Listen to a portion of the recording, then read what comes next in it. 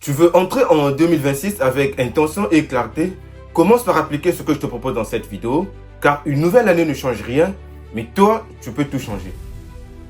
Hello la famille, je suis Shoban Dosso, étudiant entrepreneur, certains m'appellent entrepreneur innovateur.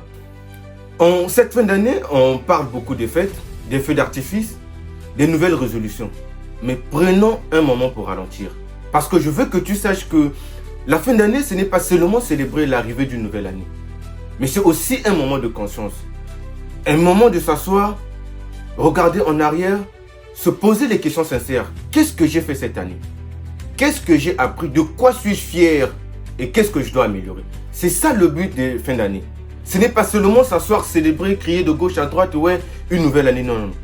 Nous devons nous asseoir, faire le bilan de notre année, afin de mieux fixer les objectifs de l'année suivante. Comme je le disais, qu'au début de chaque année, nous avons souvent l'habitude de nous fixer des nouvelles résolutions.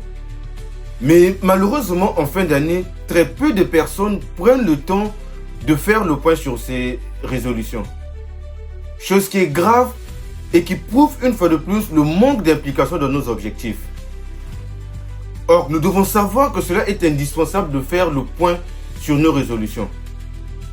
En réalité, nous devons tous nous asseoir, prendre le temps de nous poser ces questions et d'y apporter des réponses sincères.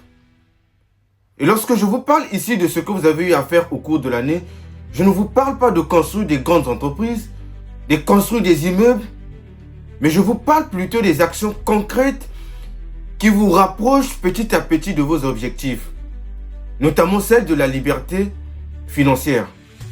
Ces actions peuvent être quoi? Se fixer par exemple un objectif d'atteindre un minimum d'épargne annuelle, se faire former, vous pouvez vous former. Une fois que vous avez répondu à toutes ces interrogations, vous pouvez alors vous poser une question essentielle. De quoi suis-je fier cette année-ci? Cette question vous permet de savoir si vous êtes satisfait de votre bilan annuel. Parce qu'on est fier lorsqu'on s'est battu, on est fier lorsqu'on a travaillé, on est fier lorsqu'on se rapproche de ses objectifs, même si ce n'est pas parfait. Parce que la fierté ne vient pas par hasard. Maintenant, pour toutes les personnes qui ne s'étaient pas fixées d'objectifs en cette année 2025, je vous encourage fortement à le faire pour cette année 2026. Prenez un stylo, un cahier et fixez-vous des objectifs clairs. Ne commencez pas une nouvelle année sans direction, parce que ce sont vos objectifs qui vont guider votre conduite tout au long de cette année 2026. Commencer une année sans objectif, c'est déjà échouer dès le départ.